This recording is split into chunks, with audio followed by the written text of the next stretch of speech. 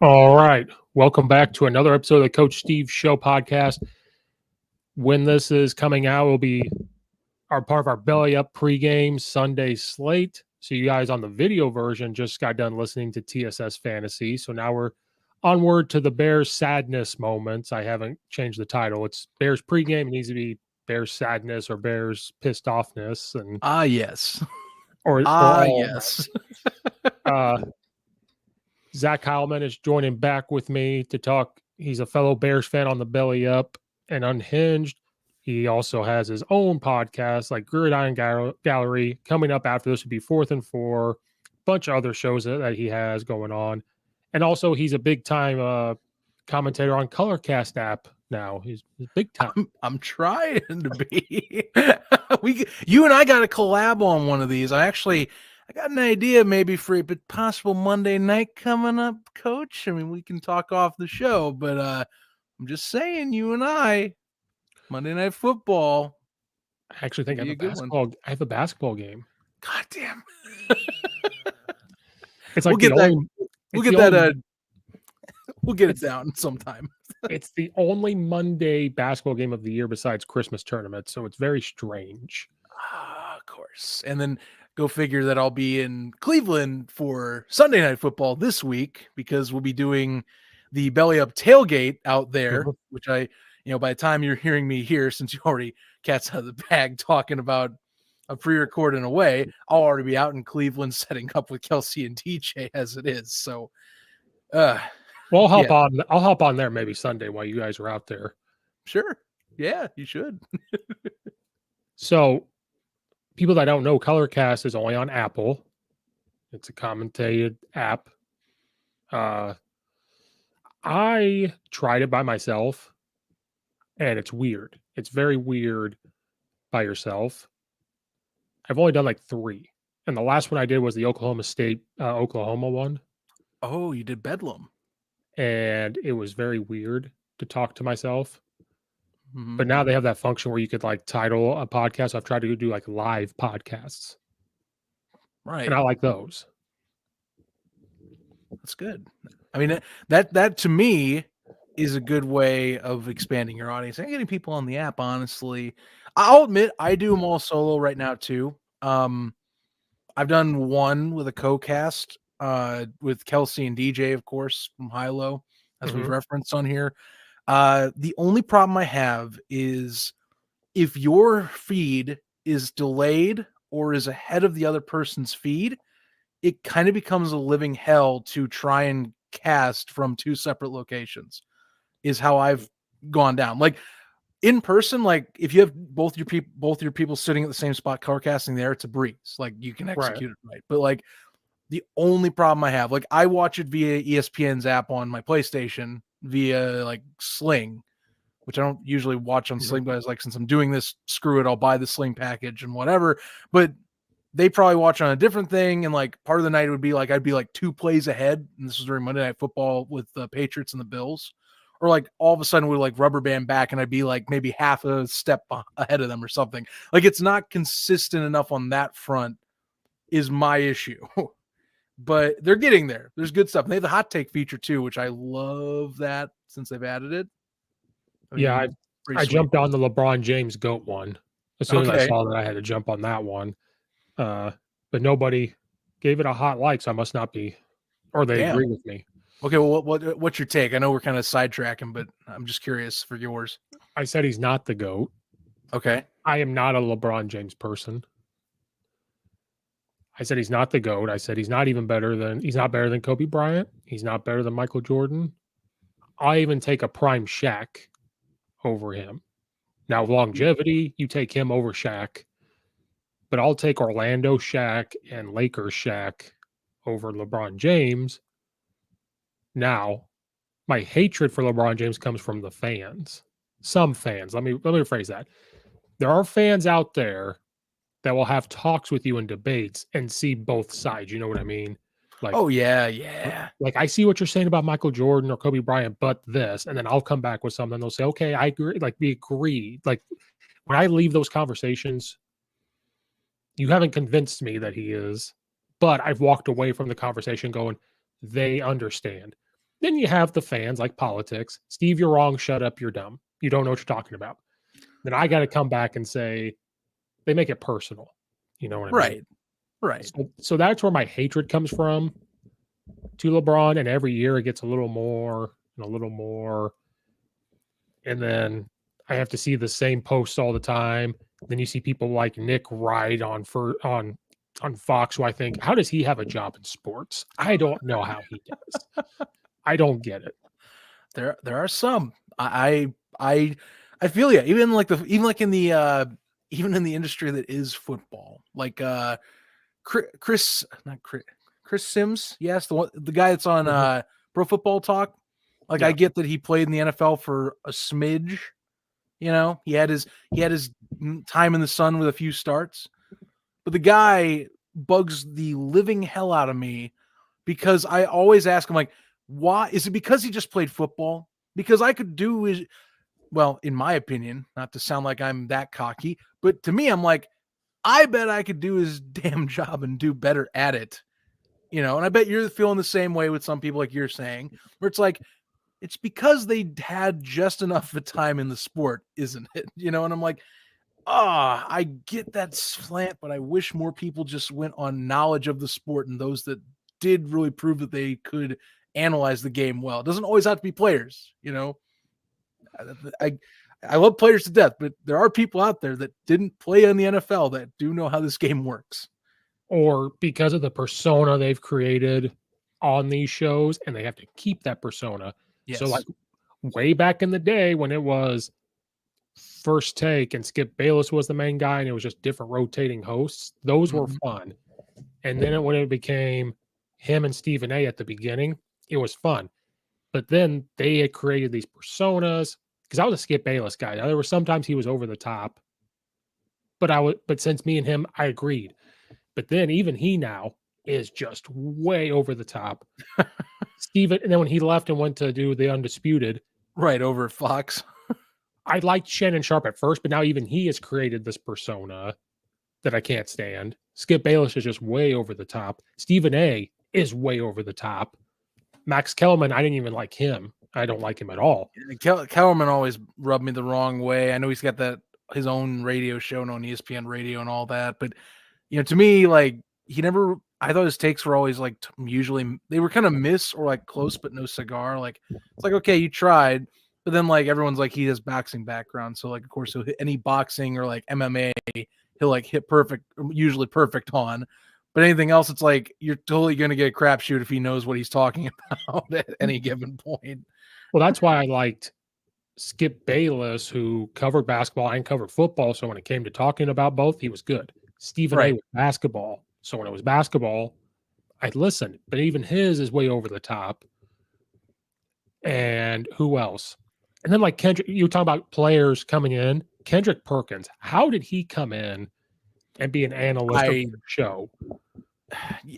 I don't know. There are, of course, like, each sport I understand has their own way of like, you know, journalism or like kind of like, I guess, personality classes or something like that, where they like have pathways to doing these things, which is how I think a lot of them get their positions, is that they will go and be shepherded in via, like, I know the NFL definitely has a pathway system where it's like, if you want to go into the sports media industry or like journalism, we can give you basically an inside track because you're already a player, and most of the industry, if they want new talent on air, they want talent that was A, recognizable and plays, and B, sounds just good enough on air. So like, I bet Perkins in the NBA, similar deal.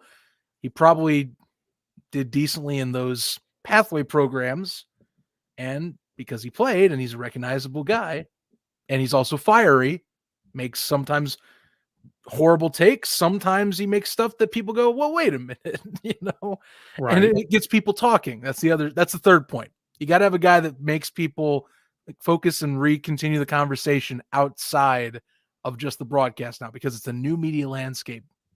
That's the buzz phrase of the day. New media. It's people like that that give me hope to navigate into that type of job because of how bad they are at it. And then, or like Kendrick Perkins is the biggest flip flopper I've ever seen of like, this is what I can't stand. And this is nothing with the Bears.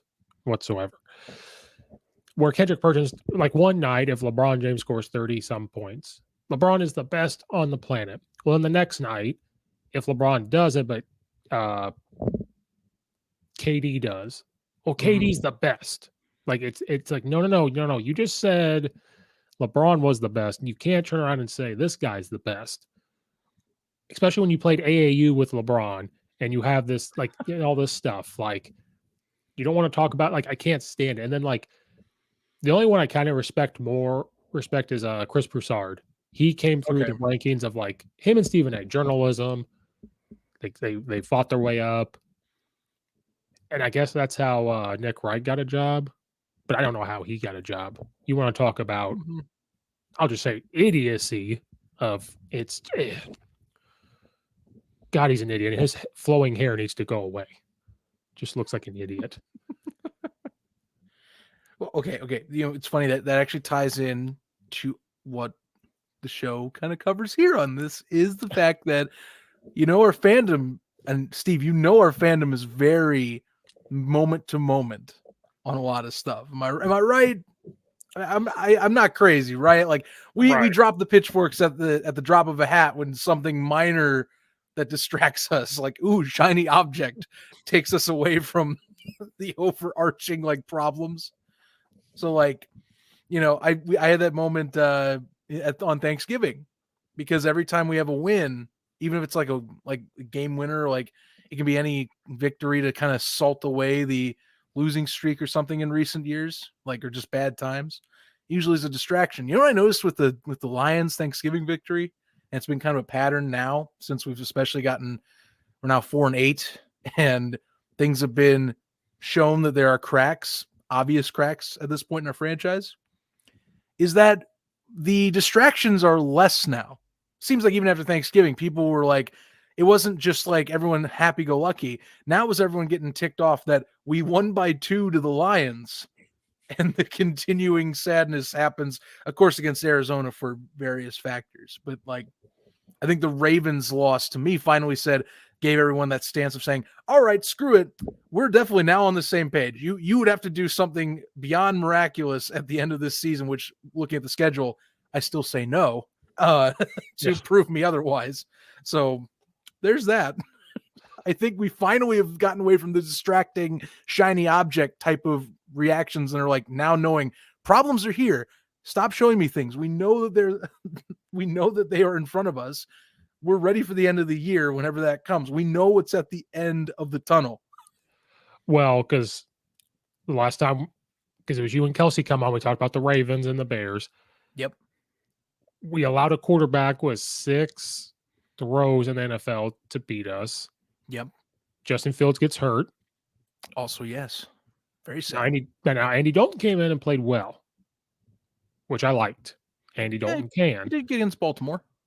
And was it the Baltimore game when the headset went out for him? Like when there was that 4th down? That was the last 2 home games. Yes. Because they had headset issues against Arizona too. And now it's becoming a common theme. Like all of a sudden, like you'll have a half where just like it wasn't even just like one helmet. Apparently you had the backup helmet go out against Arizona. So both of them had just faulty communication systems where they had to do walkie-talkies by the end of the game. Well, like I remember the 4th down against the Ravens, and it was like you have to go for it. Like you have to. Yeah. And it looked like we weren't, and we had to call that timeout. And you see Matt Nagy on the sideline looking at his box, and I think it was his whole headset went out, so he couldn't tell them they were going for it. So he's freaking out. And then we go for it, and then like later on in the game, it's like, I wish we had that timeout back. Or nice. Then, was there another one?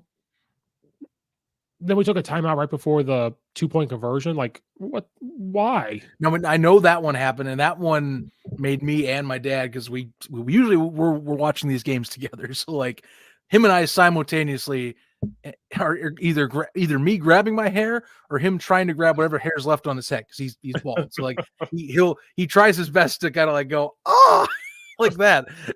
But that's one of those moments you're like, oh my God, the incompetence in display. You don't call a timeout during a 2-point conversion. Like, if it fails, just kick the extra point and move on. Don't waste that time out there. Obvious sign of stuff that we know is happening and is going on. Well, then Justin Fields gets hurt. Now, to me personally, I'm like, I don't want him to get hurt, but I'm like, okay, you have Andy Dalton. So at least you have somebody that knows the game's been around. He did good things for Cincinnati. People forget. Mm-hmm. Like at least you have somebody. Right. But then up here, at least so then I think it was right after that game. That's when the fire Nagy chant started. So you saw it at a Bulls game. They were chanting in the stadium during the Ravens thing. I think that's when they started chanting that. And then his son goes to a high school up here and he was playing basketball. They're at a high school place and the other high school fans started chanting fire Nagy. Yeah, that was unfortunate to see that.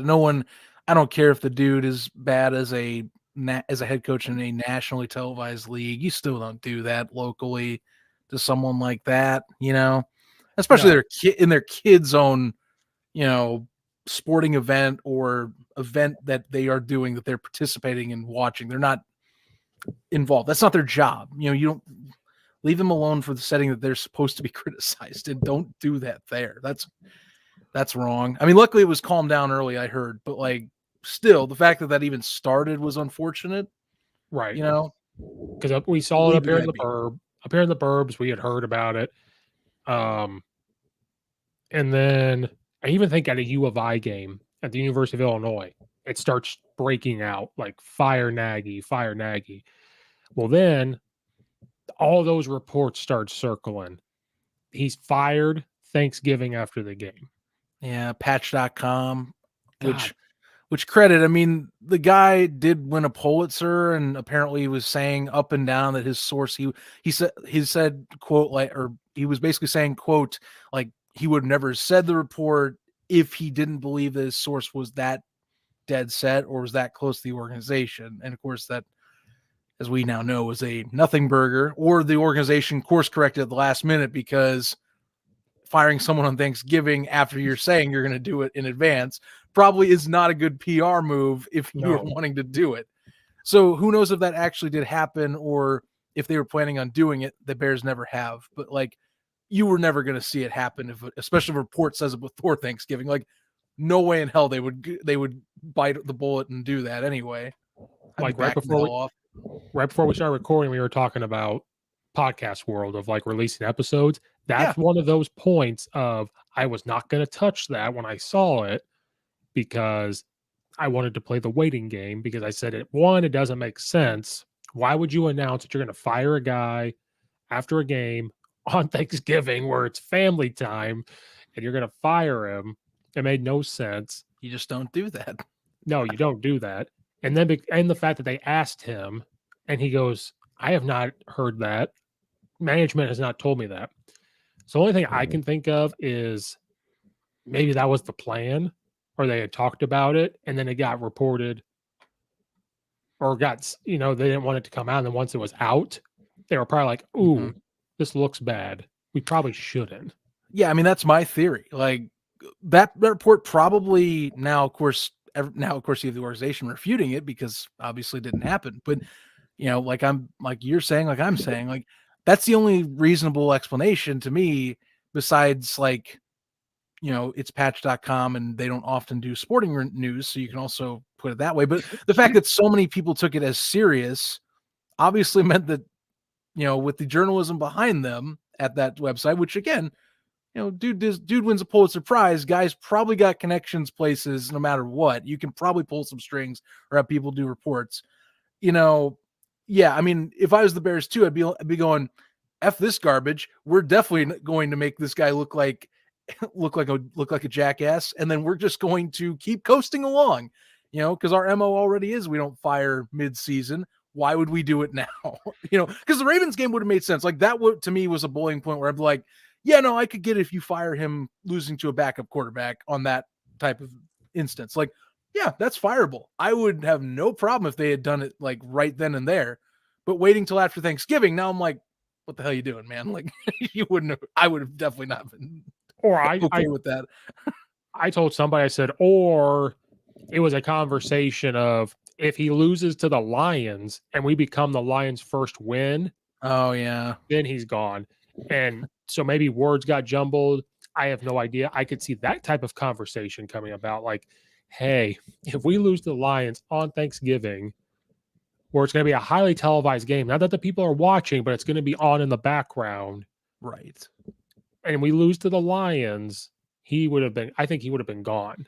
I Well, think not gonna. I mean, they almost did. That's what's weirder to think about. Like, if it wasn't for the fact Detroit would like continuously get holding calls on 2 different like deep drives, Mhm. I actually think the Detroit walks away with their first win of the season on Thanksgiving. Because to me, like they let the Bears back into that game on many occasions, besides maybe them running the ball. Like they had the lead late in the game. They had a drive that they were going to possibly add to their lead late in that contest. And yeah, I mean, Chicago kind of got bailed out because of mediocrity from just a poor quality roster in a lot of regards. Right. The only shining spot of that game was Andy Dalton because he had what 300 and some passing Yeah, he yards. passed the 300 mark, which was kind of crazy to think about at the end of the contest, but good for him. I didn't see that one coming. And like the Bears were so banged up. I mean, like we're looking to Mooney to make plays as a wide receiver. Allen Robertson, I think he's done. He's not going to come back. Yeah, I mean, he might sit out. I mean, hey, he's gonna be free agent. He's probably not coming back to Chicago. Like, let's be honest. So right. Which to me doesn't make sense because I know he's hurt, but if he's just going to sit out, you would think that hurts him. Like maybe. I mean, he still could come back. You know, he still got to get some tape, and from what I understand, he's not that type of guy too. So, you know, but the Lions should have won that game. The Lions played tougher. yes, Jared Goff was doing just short passes. I know he hurt like in his abdomen or something where like when he throws, he played well. The Bears should have lost. Like I said, the only bright spot was Andy Dalton. We couldn't convert on certain third downs to move the ball, which has been a problem. We have to game plan a little differently with Andy Dalton. You can still move the pocket, but you don't want to. And then this is an overall theme. When David Montgomery got hurt, we had Herbert step in, who I thought did really well. When Montgomery came back, you don't see him anymore. I know. And I did a it was Sunday. So last Sunday, when this comes out, this is what I said. I said, why don't we see both of them? I said, wouldn't it be crazy if you put both of them in the backfield at the exact same time? That would screw the defenses up. Motion one of them out to a receiver. Now you're really screwing with them. And Montgomery could block for Herbert and vice versa. Why don't we see him more? And somebody at school said, well, David Montgomery has to get his. He's the guy. And I said, I understand that. Give him his 15 carries or 18 carries. But Herbert's got to see 10 carries, if not more. And Danny Dalton's a great play action quarterback. And he's great throwing short passes and medium passes. And once in a while, he'll hit the deep ball. Why don't we see Herbert more? I don't understand it. See, out of your setups, I'd love to see a concept where you're getting like, you know, you'll have like say like 2 receivers out, 2 running backs back in there, and then you know maybe have Kmet at tight end, and then you basically send them out, and then you have 2 guys that can go out in the flat, or one goes in the flat, one does. There's a better term for it. If you know it, I call it a check route, where it's essentially, you know, one go basically in a diagonal one way, cut back up the middle, where you're just making one cut to beat the linebacker, and then the quarterback can come back in. Mm-hmm. Yeah, you can call it whatever you want. Some of us we call it a slant route. Still, they're just. I mean, yeah, I guess an untraditional slant because I'm so used to seeing it as a straight and then just one quick in or one quick out. I guess. Or Mike Leach terms, it could be an option route because in Mike Leach terms, in his air raid, his stick concept is just a hitch. Yeah. But in college, that's high school. So high school, you just run a hitch. When you're in college, they read that guy. So when they go Okay. to run back in, if that guy's sitting there, they just whip it back out, or Yeah, vice that versa. makes sense. That makes sense. Yeah. But I understand what Yeah. you're saying. It could be a Ye read route. It could be them But stepping in. I mean, they both have hands. They've shown that they can catch. They're good yes. pass catchers. So I get your point, and also I'm going to start passing this around. I've started doing this more and more. The NFL obviously was going to a committee backfield setup a few years back, where it's like we need to have 3+ running backs where we can rotate them all in. You know what the NFL is going to now is 2 starting caliber running backs that you can swap to, that they still get time to where they can get a spell. But if you put one in, it's going to be, to me, borderline. You need to have 2 borderline or Pro Bowl quality running backs, I think, to operate a high quality offense along with Mhm. the receivers outside, or at least just have the 2 Pro Bowl running backs that can catch as well. And then you do whatever with the receiving core, I guess, at that point, to pace the offense, because Herbert showed he can do that. I'm not saying he's a Pro Bowler, but I'm saying that the potential was shown when Montgomery was out. And then it also makes me question, like, okay, so, Tariq Cohen's status is up in the air right now because, now we have Herbert here, who is going to, let's be honest, the guy has more power behind him and also can get the speed when needed and can catch out of the backfield. I know you can probably find a spot for Cohen, but Cohen's extension plus the fact that he's out for a full year and you got a rookie in now with a better deal, kind of makes me wonder where Cohen's in on all this thing. So, like, I want to see more Herbert too, because I like what the Pats are doing, or like what the Browns are doing, or like what the Chiefs are doing. They have 2 high quality running backs in at all times that the defense has to be ready for. There's no going, oh, thank God this guy's in. No, you're still screwed because the dude's just as good as coming in. Like Stevenson swapping in for Harris. Oh no, I'm still scared if Stevenson's coming in New England. The guy is a rookie, Right. but he's showing he's just as good as Harris can be at any time. And I That's what I know, like to see. Williams was out with the COVID protocol, I think, for the Bears or something. Mm-hmm. But even him, he's not the best. But I mean, he played for the Chiefs. He understands what goes on. Right. Have all 3 of them on the field at one time and see what happens. Like, they would freak out. And then eventually you isolate like Jimmy Graham on the backside, or a Komet is inconsistent with his hands, and that's the frustration. He But caused an interception this week too. yes, That one irked me so bad. and I'll get to that because I have a thought that's going to. Right. I'll wait. I have more Thought. thoughts on that, of course, with that game. But yeah. So I'm sitting there going, okay, I want to blame Nagy for it, but now you got Laser involved, but we really don't know. I don't care who says what. Laser could call the plays, but I know Nagy has a big say in it. And what shocks me to death is that he coached for Andy Reid. You would think he would understand to put in these guys, like, have your best athletes out there.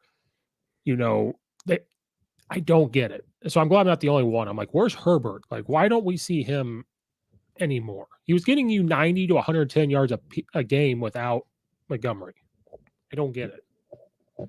It's hard to say. I mean, I think also that Montgomery in recent weeks has come back and has asserted his will. So maybe that's the other thought, is like, well, do we really need to? Like, he's already doing great as a workhorse, which I understand. Okay. Montgomery's able to do that. But like, if we're able to get 2 possible guys that can either push 1,000 yards or, pace upwards of like close to 2,000 yards total, if you wanted, I think that's the case. It could be next year. If you get the right person that is running the offense, why not do it?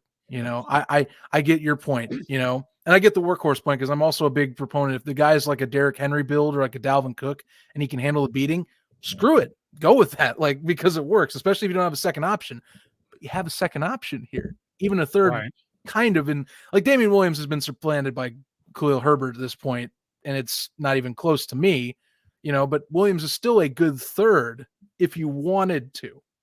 Right. Like, well, that's a situation where have all 3 of them out there, put one out in the wide receiver, but the other 2 in the backfield, motion one of them out and keep Williams in. Well, now all the eyes are there and you can get Williams some yards. Like, that's where my mind goes. But I'm an offensive coach, so that's where my mind goes. Sure. But then even Herbert, like with Montgomery, I know he's healthy, but you better be careful putting the load on him because he just come off of a knee injury. Right. And he got hurt last year. Not saying he's injury prone, but look at Derrick Henry. carried the load for years. Now, CMC. and now he's finally getting banged up. And like looking at the Cardinals, I just had it. Dave Montgomery had 21 carries. Herbert had 4. 90 yards for Montgomery and 16 for Herbert. Yeah. I think that's more hot hand, unfortunately, is what happened there. Because, I mean, early in that game, early first half at least, Montgomery was the offense. It's just that eventually, because mostly the Bears decided, let's give this one away because, honestly, they kind of were having the Cardinals number a lot of times. They just gave the ball away frequently and often. It was early Christmas in Soldier Field. Arizona didn't have to do too much to go and win that one by 11. And really it could have been more if they didn't have that late touchdown. Let's be frank. Okay. Well, yeah. Like, and then before we hop onto that train,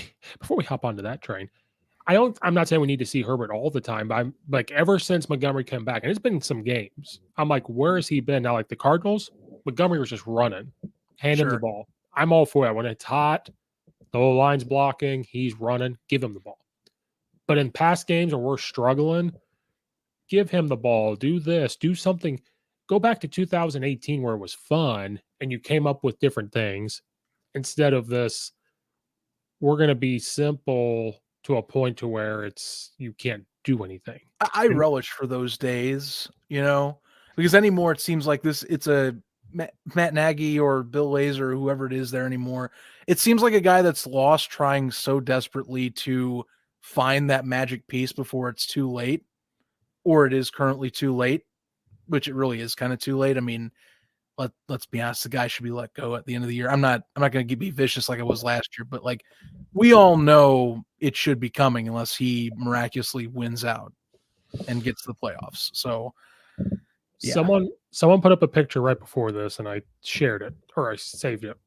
It said Bears record since 2017. When Mitch Trubisky starts, they are 29-21. Mm-hmm. Anybody else, they are 8-18.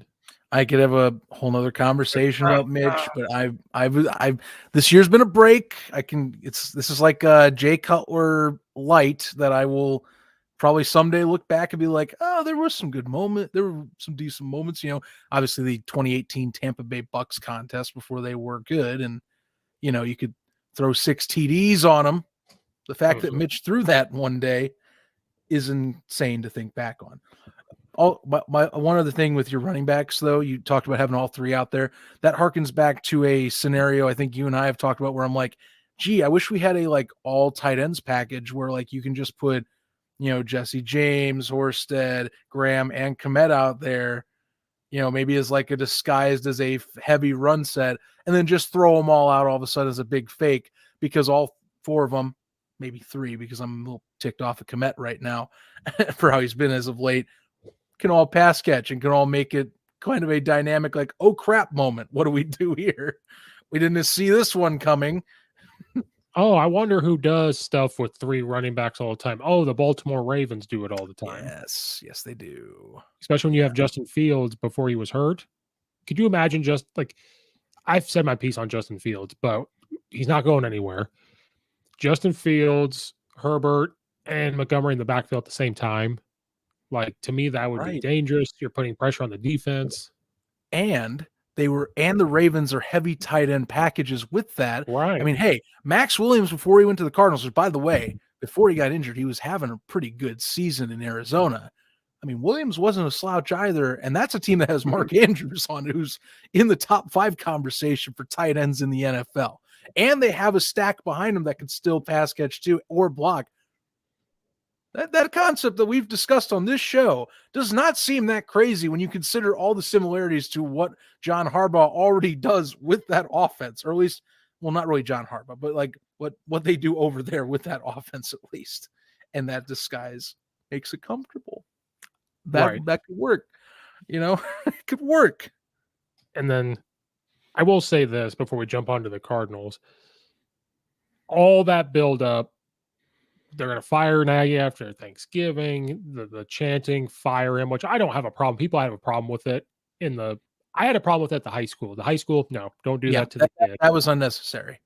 I don't like it how do I put this? I feel bad for his kids and his family when they see that from the Bulls games, the Blackhawks games. But you know what? Your dad's in the NFL. This is what happens. He's getting paid a lot of money, so don't worry about it. After all that, and they still win. Now, like you said, we won. Nobody was real happy about it. We're like, okay, we beat the Lions by 2, and this talk is not going away. So right after that game, U of I started having the chance at a U of I game. The Bulls have had it like every game. Yes, they have. And then this Cardinals one, it happened again.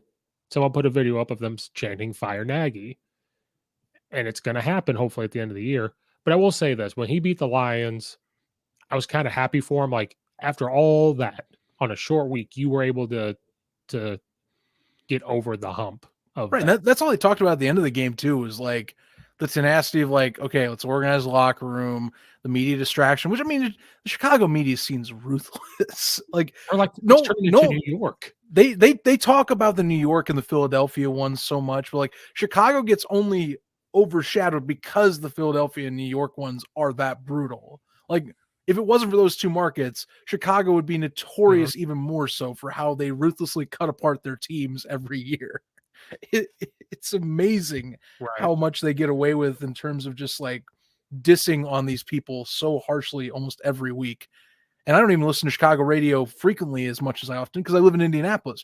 But every time I'm back in my hometown, I'm like, oh, wow, this is just a normal Tuesday, isn't it?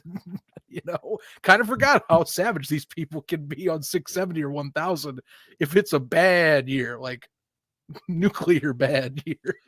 And what doesn't help Chicago sports is you have a Barstool Chicago. Oh, yeah. Yeah. Podcast. Like, regardless of what people think about them, that is now on Barstool stuff. So now everybody sees it. People listen to them. People listen to all that stuff.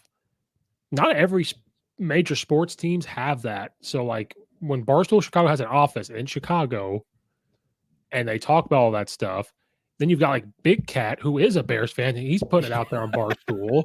Yep. Like, so now you're talking about New York stuff. Well, nobody cares about that when it's all over Barstool. When it's all over that now, it's crazy. And then you come into the Lions or the Cardinals, and you're like, here's the football. Like, here you go. You guys can have it and try to like score. it seriously did feel like they were like doing an early Christmas party or something. And it wasn't even like there's 4 interceptions on Andy Dalton's stat sheet. Okay. Not all of them really are on. I'd say half. The Cole Kmet one easily. I'm like, dude, you should. How did you not catch that ball? Like I kept rewatching it in my mind and of course on the TV screen, going, that was in the red zone, caught inside the 10. His knee knocked the ball into Simmons's hands for an interception that goes basically right back the opposite direction into the red zone on the Bears side of the field. How does that happen?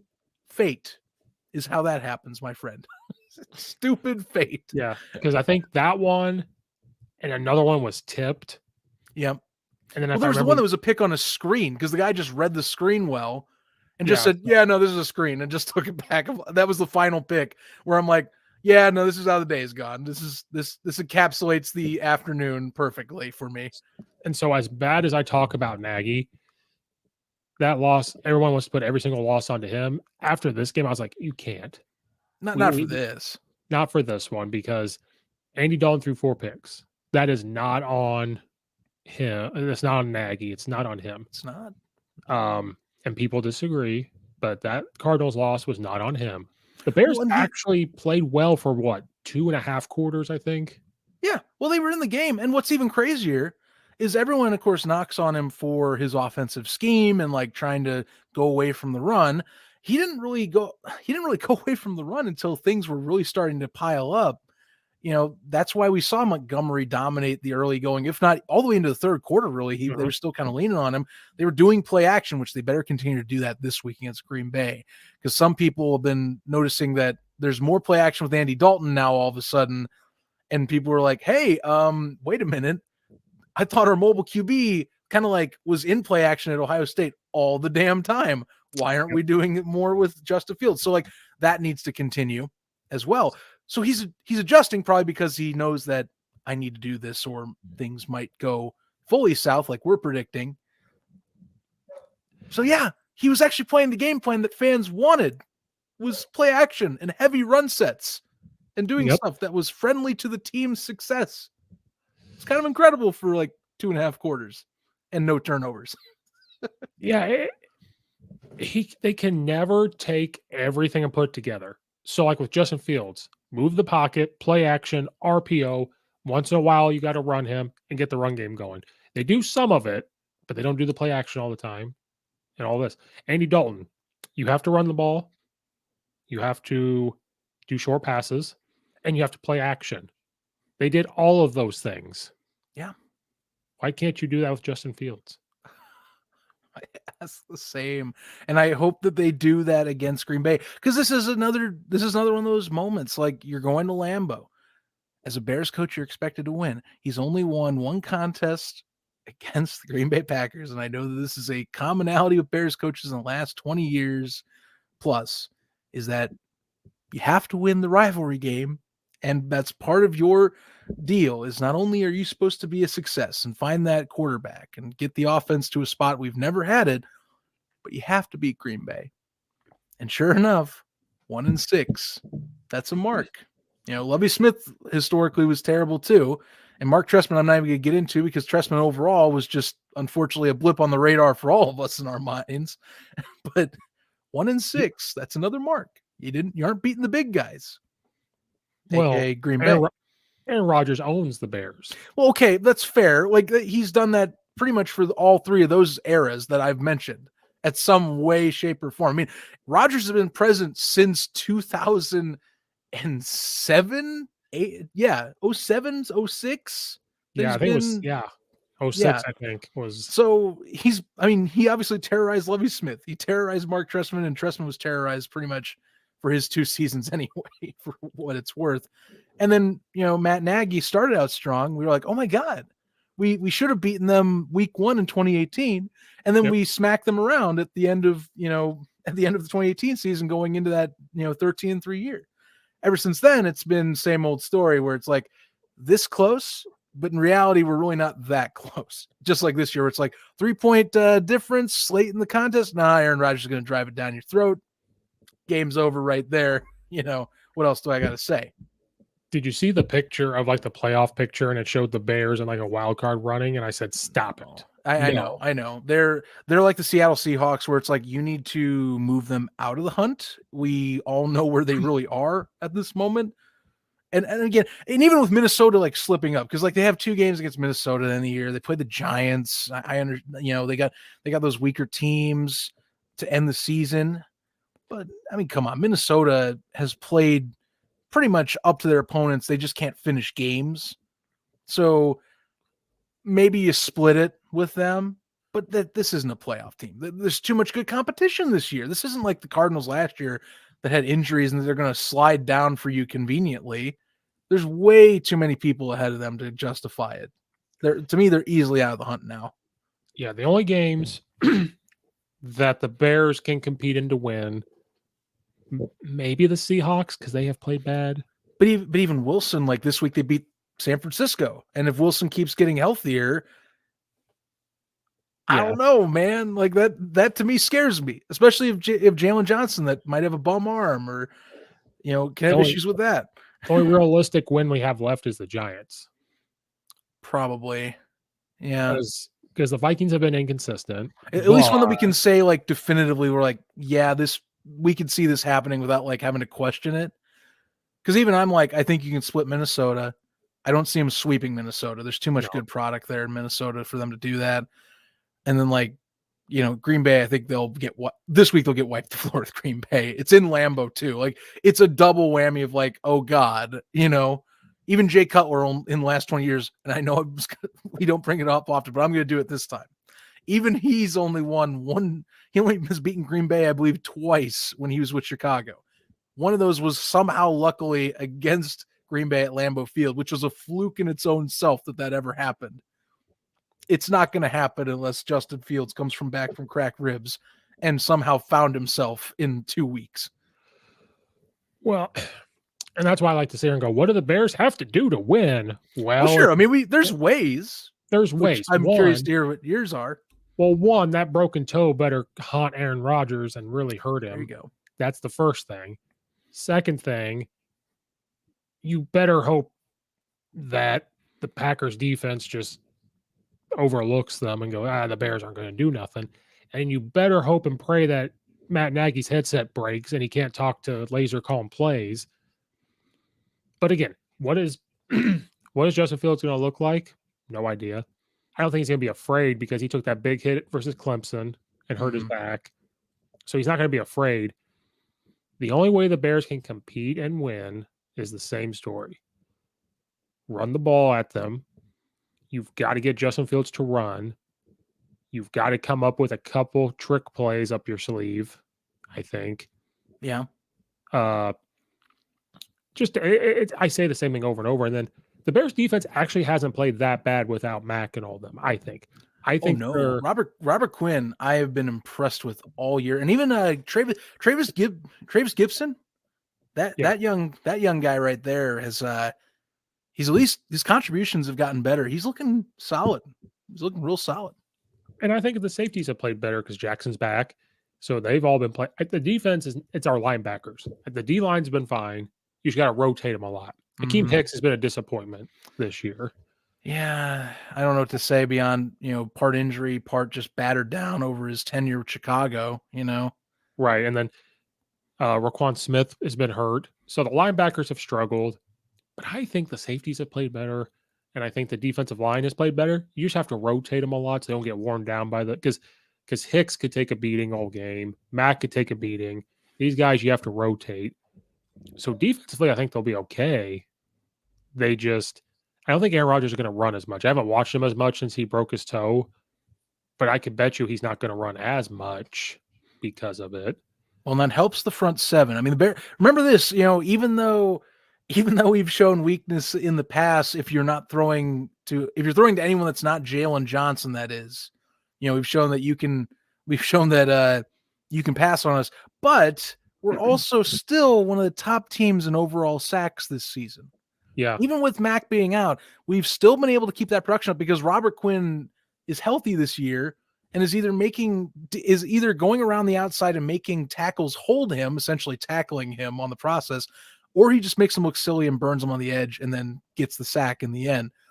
And so we're getting pressure. And Rodgers with a broken toe, like you're saying, he's not going to be as mobile. And the Bears last time were able to get sacks on him too and kept pressure on, which is why they were in that game in Soldier Field in the first place.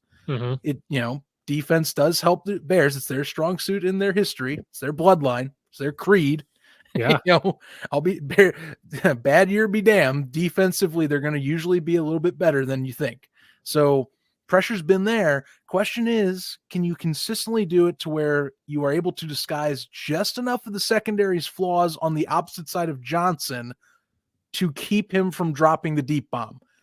That's what freaks me out because Adams, they'll eventually find some way to scheme him away from Johnson, or Johnson won't line up on him because it's not often you see a starting corner do that, unless the game plan is that. Who knows? Could be. But yeah, that's what worries me. How does he get open? And who do they throw to that's away from the opposite side of the field that's going to probably be open if it's Burns or Vildor? Burns is a little bit better, but he's not that much of a upgrade still. So, and then the Bears just have to play keep away. So when they get the ball, we've got to take as much time off the clock as humanly possible. So Aaron Rodgers is not out there to do that. And then you've got to get more guys involved in the run game than just Montgomery. We've already said they have to. If they're going to do it, it's got to be this week. So whatever Matt Nagy, if he's got to peel some off his wall in that thing with all of his play call sheets, he better pull some down from 2018 and be like, well, what do we do here? Oh, God. Like, what's your magic number for yards Fields has to run to help with this win? I'm saying it's like 50-ish. I think that's the threshold. I was going to say between 50 and 85, somewhere in there, just to keep the defense honest. I think you've got to run the ball with Montgomery. And then I think you throw screens with Herbert to try to get him going and keep the eyes off of Montgomery to open something else up. You've got to get Jimmy Graham involved. You saw what he can do in the red zone. He's been more involved too lately. I don't know if that's just because of Kmet's struggles or just that they finally, kind of started adapting differently on how they run their offense. But he all of a sudden recently has become like a primary red zone target again out of the blue. I said this last year when Laser took over. I said it was. I don't know if it's true this year, but I know last year, if you remember, when Laser called plays, we saw more tight ends in the game. Mm-hmm. Jimmy Graham got involved because that's how the team was built. Because remember coming into the year, Nagy came out and said, "Oh, we got these tight ends signed, we got these running backs signed because this is how our offense is going to look." And then it's been 2 years of tight ends, or kickers. Although Cairo Santos stopped that. It's more the tight ends anymore, but yeah.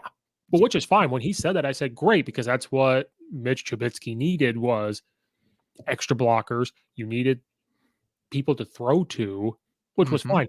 Then we came out and they were like, why are the tight ends on the sideline?